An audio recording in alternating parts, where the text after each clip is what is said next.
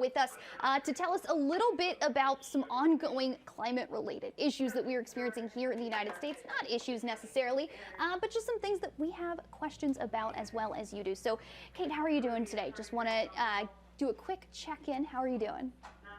I'm good. Thank you for having me. Of course, of course. I'm really excited for this conversation. This has always been a little pet project of mine, essentially. I never went to college for this, of course. I'm no expert in any way, but it's always something that's piqued my interest. So I'm really glad and really privileged to have you on the show so I can ask all of my quote-unquote dumb questions and have them answered by someone who I know for a fact is going to be able to tell me exactly what's going on. So let's go ahead and jump right on in. We're currently experiencing a really strong El Nino. Can you explain what an El Nino is and how it's going to impact global temperatures?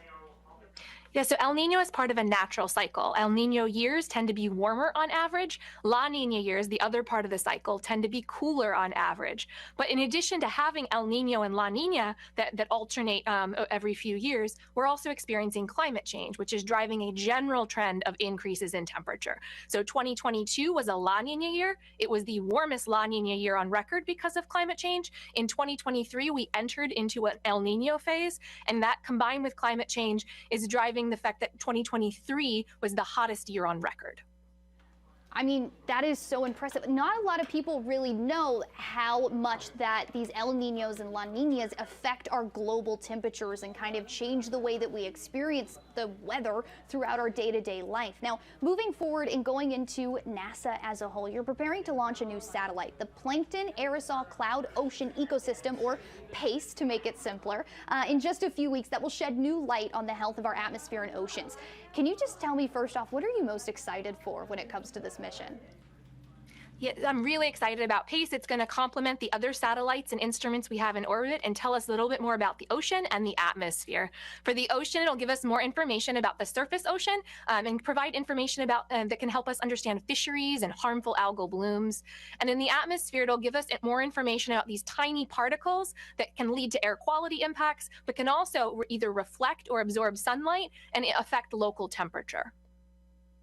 Now, if you don't mind me asking, what is the overall purpose of this mission? Where did it come from to think, let's send another satellite up there for this specific goal? What is the intent?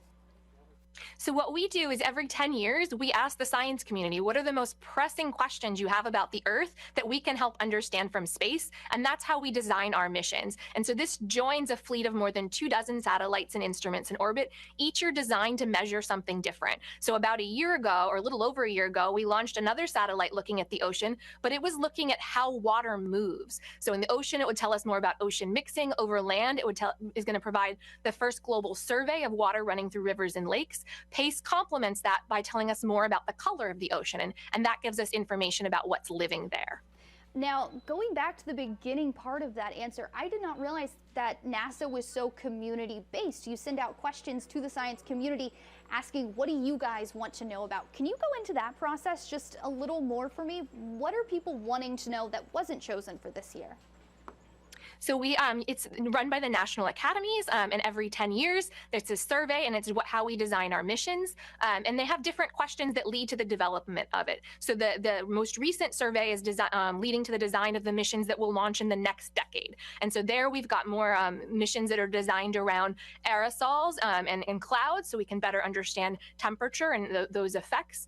We also have another mission upcoming in the next year that's going to tell us more about the surface of the Earth, and so that'll give us information about landslides and earthquakes and ice sheet dynamics.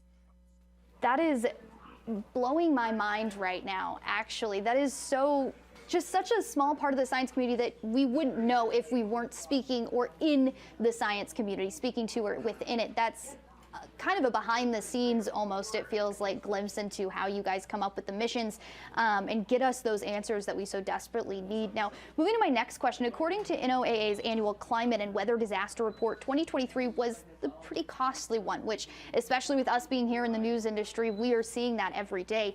Can you tell us more, though, about this report and how it differs from past years? What was so costly about this last year?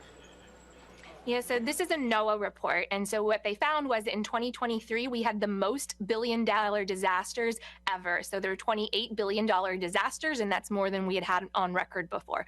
It is a report by NOAA. At NASA, we're studying some of the physical changes in the Earth and how that's impacting people and communities. And what we saw in 2023 were a lot of extreme events. So we saw heat waves, we saw wildfires, we saw heavy precipitation events that have led to impacts on people and communities all around the world.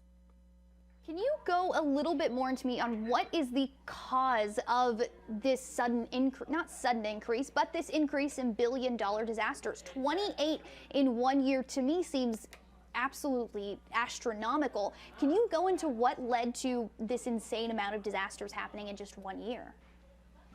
So again, this is a NOAA report, and I work for NASA. And so what we do know, though, is that climate change is driving more extreme events. So as temperatures are rising, we're not just seeing increases in temperature, we're seeing other impacts on the Earth system. And so we're seeing an increase in heavy precipitation events and in more droughts in some parts of the world. We're seeing sea level rise, which has impacts on coastal communities all around the world. We're seeing an increased proportion of strong hurricanes. So more category 3 through 5 of the hurricanes we're seeing.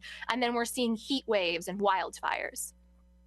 Now, the Northeast just experienced its first major winter storm in 2 years. As a part of your work with NASA, can you tell us if you think that that means this year might start off a little cooler than this last year?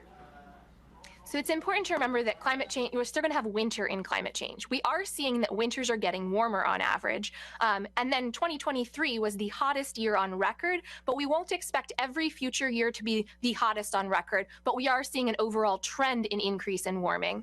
And that is impacting temperatures around the world. It's impacting precipitation, how much of that precipitation falls as rain or snow. Alrighty, thank you so much. Once again, this is climate expert with NASA, Kate Clavin. Kate, is there anything else that you would like us to know before we let you go? Anything you'd like our viewers to know, more importantly? If you're interested in more information, we have a lot of information on our website, nasa.gov/earth, or you can find us on social media at NASA Earth. I know on our weekend show, East Texas Now Weekends, we quite frequently show quite a bit of NASA TV. So this is something that we are all very interested in, especially here in East Texas. So I really appreciate you taking the time to speak with us today. I hope you have a great rest of your day. Thank you for having me.